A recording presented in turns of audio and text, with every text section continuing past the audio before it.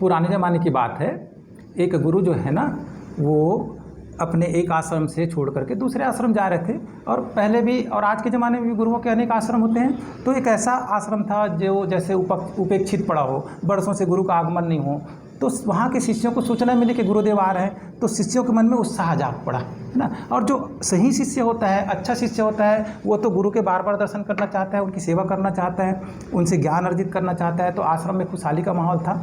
ठीक है, जब गुरुदेव वहाँ पहुँचे तो सारे शिष्य उनकी सेवा शुश्रूषा में लग गए और उनको स्नान करने के बाद अच्छा उनका जो रुचिकर भोजन वगैरह जो ग्रहण करवाए। जब रात हुआ तो वो गुरु के लिए शयन का इंतजाम किए और गुरुदेव अपने शयन कक्ष में जाके सो रहे थे, अपनी कुटिया में आराम कर रहे थे। तो शिष्यों ने तय किया कि भाई, उनमें से 2 शिष्यों ने तय किया कि हम गुरुदेव के द्वार के आगे बैठ जाएंगे। अगर रात में गुरु को कहीं पानी की ज़रूरत पड़ गया या कोई जानवर आ गया, कोई चीज़, उसकी नींद में, गुरुदेव की नींद में खलल ना हो, इसलिए हम रात में पहरा देंगे। तो 2 शिष्य उनके द्वार के आगे बैठ गए। अब जैसे रात बढ़ते गया तो अचानक से गुरुदेव के कक्ष से, कुटिया से राम राम राम की ध्वनि सुनाई देने लग गई। तो मन में जिज्ञासा हुआ, तो एक ने दूसरे से कहा, देखो गुरुदेव आधी रात को भी जाप कर रहे हैं, तपस्या कर रहे हैं, है ना। तो बोले हाँ भाई, वो गुरु हैं और हो सकता है कि वो ध्यान कर रहे हो। फिर लेकिन वो जाप बढ़ता चला गया, ध्वनि तीव्र होती चलेगी। आधी रात हो गया, बहुत समय हो गया, बंद नहीं हुआ। तो एक दोनों से रहा नहीं गया। बोले चलो थोड़ा झाँक के देखते हैं गुरुदेव क्यों इतना तपस्या कर रहे हैं। तो एक झरोके से, छोटे से झरोके से वो झाँक कर देखते हैं तो गुरुदेव तो गहन निद्रा में थे, सोए हुए थे, फिर भी राम राम का उच्चारण हो रहा था। तो उनको तो समझ नहीं आया रहस्य। बोले ये कैसा चमत्कार है, ये कौन सी अलौकिक शक्ति है। अब वो रात में गुरु की निद्रा भंग भी नहीं कर सकते थे और सुबह का उनसे इंतजार नहीं हो रहा था, बेचारे बहुत बुरे फंसे। ठीक है, तो जैसे तैसे उन दोनों ने रात को काटा। और जब सुबह गुरुदेव जब उठ गए तो वो जब नदी स्नान करके आए तो सबसे पहले वो दोनों शिष्य उनके दंडवत हो गए। गुरुदेव, हमारे मन में एक प्रश्न है, आप उसका समाधान पहले कीजिए, फिर बाकी काम आप कीजिएगा। ठीक है। तो गुरुदेव बोले, बताओ बेटा क्या प्रश्न है तुम्हारे मन में। तो बोले, गुरुदेव रात में तो आप शयन कर रहे थे, लेकिन आपकी कुटिया से राम राम राम ये ध्वनि कहाँ से आ रही थी।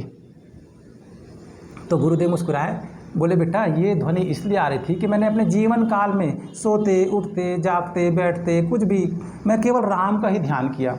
चलते भी रहता हूँ तो मेरे मन में मानसिक रूप से जाप चलते रहता है, इसलिए जब मैं सो भी जाता हूँ तो मेरे रोम रोम से राम की आवाज़ उठती है। तो गुरुदेव जो शिष्य थे वो तो अचरज में पड़ गए। वो उनके आँख से अश्रु बहने लग गए कि हम कितने सौभाग्यशाली हैं, हमारा गुरु इतना महान है। तो उन्होंने दोनों हाथ जोड़ के विनती किया, गुरुदेव क्या इस जन्म में हमारे अंदर भी ऐसी स्थिति पैदा हो सकती है, क्या हमारे रोम रोम से भी राम निकल सकता है, सोते जागते उठते भी क्या हमारे मन में राम का उच्चारण हो सकता है। तो गुरुदेव बोले कि बेटा सिर्फ तुम्हारे नहीं, इस धरती पे कोई भी मनुष्य है ना, वो भी कोई भी मनुष्य इस स्थिति को प्राप्त कर सकता है। तो शिष्यों के मन में आया कि गुरुदेव क्या आप हमें ज्ञान देंगे कि ऐसी स्थिति को हम कैसे प्राप्त करें। तो गुरुदेव ने जाप की विधि बताई। तो उन्होंने बताया कि बेटा जाप जो है वो 3 विधि से किया जाता है। ठीक है, तो पहली विधि क्या है कि पहले तो आप जो मंत्र बोल रहे हो ना उसको खुद को महसूस करो। कुछ भी मंत्र आप कर रहे हो तो उसको करते करते आपको आनंद महसूस हो। जब आप बोलें राम तो आपको आराम महसूस होना चाहिए, है ना। और इतने बार बोलो, नाद बनाओ उसको, राम राम, श्वास श्वास में राम जपने लग जाओ। जब राम राम का लय बना के आप जाप करोगे तो आपका मन रोमांचित हो जाएगा। भगवान राम की छवि को ध्यान करके केवल राम राम करते रहिए।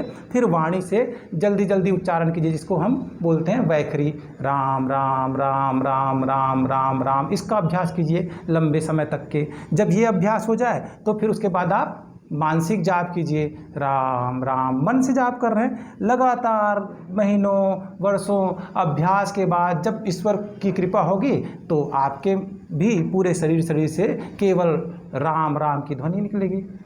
जय श्री राम।